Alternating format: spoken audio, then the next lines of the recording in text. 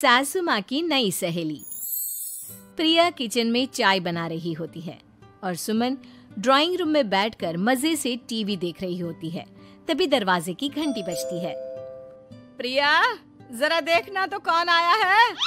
देखती हूँ मम्मी जी। प्रिया दरवाजा खोलती है तो सामने पड़ोस वाली विमला आंटी खड़ी होती है। नमस्ते आंटी जी, कैसी हैं आप? मैं तो बिल्कुल ठीक हूँ बेटा, पर तेरी सास को क्या हुआ है? आजकल कहीं दिखती ही नहीं है। जब देखो तब टीवी के आगे जमी रहती है। अंदर तो आइए आंटी।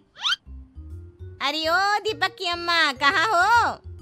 अरे विमला, आओ आओ, क्या बात है, बड़े दिन बाद याद आई तुम्हें मेरी। मैं तो हमेशा ही तुम्हें याद करती हूँ, पर तुम ही गायब रहती हो और आजकल तो बाहर भी नहीं आती जाती। तबीयत तो ठीक है ना तुम्हारी? अरे तबीयत को क्या होना है, इस उम्र में तो कुछ ना कुछ लगा ही रहता है। मेरी छोड़ो, तुम ये बताओ कि क्या चल रहा है गली मोहल्ले में। तुम गली मोहल्ले की छोड़ो, चल तो तुम्हारे पड़ोस में रहा है। तुम्हारी नई सहेली आई है। मेरी कौन सी नई सहेली? मैं तो यहाँ बस तुमसे बातचीत कर लेती हूँ या फिर बाजू वाली शर्मा की बहू से दो चार बातें कर लेती हूँ। इसीलिए तो कहा कि तेरी नई सहेली आई है। अब कोई पड़ोस में आया है तो बात तो होनी ही है। कम से कम इसी बहाने हमारा भी एक ग्रुप बन जाएगा। फिर सब मिलकर अपनी बहुओं की शिकायतें किया करेंगे। दोनों हंसने लगते हैं। तभी प्रिया चाय लेकर आती है और सामने टेबल पर रख देती है। दोनों चाय पीती हैं और बातें करते हैं। चलो मैं चलती हूँ, अब कल मिलते हैं। राम राम। अगले दिन प्रिया किचन में कुछ काम कर रही होती है और सुमन आराम से सोफे पर बैठकर मटर छिल रही होती है। तभी डोरबेल बजती है। प्रिया दरवाजा खोलती है तो सामने उनकी नई पड़ोसन खड़ी होती है। जी, आप कौन? मैंने पहचाना नहीं। नमस्ते बेटा, मैं शारदा, आपके बगल वाले घर में अभी 2-4 दिन पहले ही शिफ्ट हुए हैं। ओह अच्छा अच्छा अच्छा, नमस्ते आंटी, अंदर आइए ना आप। देखिए तो मम्मी जी, आज कौन आया है। इतना कहकर प्रिया किचन में चाय बनाने चली जाती है। नई पड़ोसन को घर पे देखकर सुमन थोड़ा हैरान हो जाती है। नमस्ते बहन जी, मैं शारदा, आपकी नई पड़ोसन। अच्छा अच्छा, आप हैं हमारी नई पड़ोसन। आइए आइए, और बताइए कैसी हैं आप? जी बिल्कुल ठीक हूँ। वो दरअसल घर पर छोटी सी पूजा रखवाई थी, बस उसी का प्रसाद देने चली आई। सोचा इसी बहाने नए पड़ोसियों से भी मुलाकात हो जाएगी। ये तो बहुत अच्छा सोचा आपने। सुमन प्रिया को आवाज लगाती है। अरे ओ बहू, जरा चाय पानी का तो आके पूछ लो। ये आजकल की बहुएं भी ना, जब तक बोलो नहीं तब तक कुछ नहीं करेंगी। आई मम्मी जी।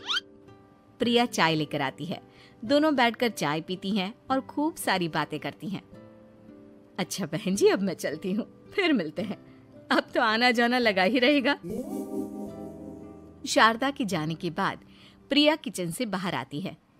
क्या बात है मम्मी जी, आप दोनों को देखकर तो लगा ही नहीं कि पहली बार मिल रही हो। आप दोनों तो बिल्कुल बिछड़ी हुई सहेलियों की तरह बातें कर रही थी। अरे जब दो औरतें मिल जाती है ना, तो बातें अपने आप ही निकल आती है। अब तू अपने काम पर ध्यान दे, बातों पे नहीं। ऐसे ही कुछ दिन बीत जाते हैं। अब सुमन और शारदा अच्छी सहेलियां बन गई होती हैं। दोनों एक साथ मंदिर जाती, मार्केट जाती और कभी कभी तो विमला भी इनके साथ मिलकर खूब हंसी ठिठोली करती। एक शाम तीनों बैठकर सुमन के घर पर चाय पी रही होती हैं कि तभी बहुत तेज बारिश शुरू हो जाती है। सुमन जोर से प्रिया को आवाज लगाती है।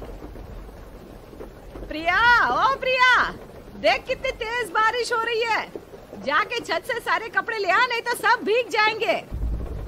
सुमन 2 बार आवाज लगाती है लेकिन प्रिया का कोई जवाब नहीं आता। शायद प्रिया कुछ काम कर रही है, इसीलिए कुछ जवाब नहीं दे रही। अरे काहे का काम, आराम फरमा रही होगी महारानी। तभी प्रिया बीमार हालत में अपने कमरे से बाहर निकलती है। हाँ मम्मी जी, क्या हुआ? मेरी तबीयत थोड़ी ठीक नहीं है ना, इसलिए आग लग गई। अरे सारे कपड़े भीग गए और तुझे सोने से फुर्सत नहीं है।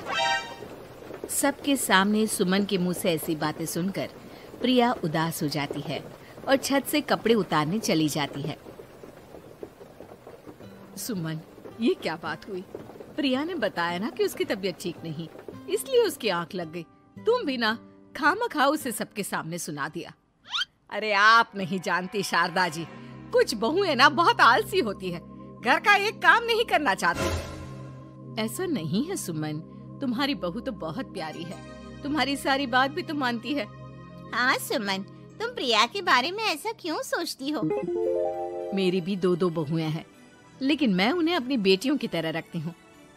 आखिर वो भी तो किसी की बेटियां ही है ना। और अगर तुम ऐसा ही व्यवहार करोगी तो एक दिन प्रिया भी तुम्हारे साथ ऐसा ही बर्ताव करेगी। शारदा और विमला की बातें सुनकर सुमन की तो बोलती बंद हो जाती है। वहीं प्रिया भी बाहर से सारी बातें सुन रही होती है।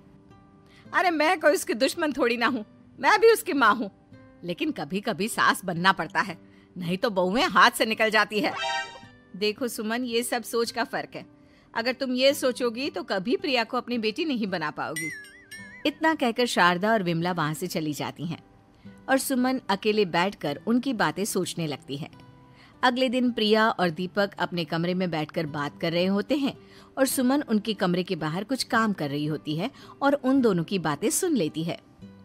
दीपक, तुम्हें पता है हमारे पड़ोस में जो शारदा आंटी है ना, बहुत अच्छी हैं।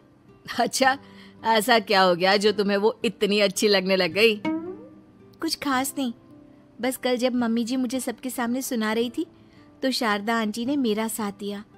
मैं तो सच में हैरान ही रह गई थी जब उन्होंने मम्मी जी को मुझसे ऐसा बर्ताव करने के लिए मना किया। अच्छा, फिर क्या हुआ? होना क्या था, शारदा आंटी तो मम्मी जी को समझा ही रही थी कि बहू को भी बेटी की तरह ही रखना चाहिए, लेकिन मम्मी जी तो मम्मी जी है ना, उन्हें तो मुझ में हमेशा कमी ही दिखती है।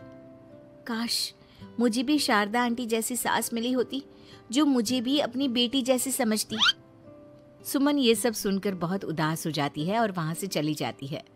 प्रिया की बातें सुमन के कानों में बार बार गूंज रही थी।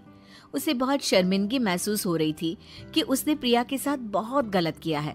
अगले दिन सुमन शारदा और विमला को बुलाती है। क्या बात है सुमन, आज तूने ऐसे अचानक क्यों बुलाया? सब ठीक तो है ना? हाँ हाँ, सब ठीक है, तुम दोनों बैठो तो सही। तब तक दीपक और उसके पापा भी आ जाते हैं। प्रिया, तुम भी आ जाओ। क्या हुआ मम्मी जी, आपने बुलाया? हाँ प्रिया बेटा, मैं आज सबके सामने तुमसे माफी मांगना चाहती हूँ। मैंने आज तक तुम्हारे साथ बहुत बुरा व्यवहार किया है, लेकिन तुमने कभी भी मेरे साथ बुरा बर्ताव नहीं किया। मुझे अपनी गलती का एहसास हो गया है, हो सके तो मुझे माफ कर देना। प्रिया अपनी सास की बातें सुनकर हैरान हो जाती है। उसकी आंखों में आंसू आ जाते हैं। प्लीज मम्मी जी, आप मुझसे माफी मत मांगिए, मैं भी आपकी बेटी ही हूँ। वैसे एक थैंक यू तो मेरी नई सहेली को भी बनता है, जिसकी वजह से मुझे मेरी गलती का एहसास हुआ। शारदा बहन, आपका बहुत बहुत शुक्रिया जो आपने मेरी आंखें खोल दी। अरे क्या सुमन, तुम भी ना। तो फिर इसी बात पर चाय और पकोड़े हो जाए? हाँ हाँ, क्यों नहीं।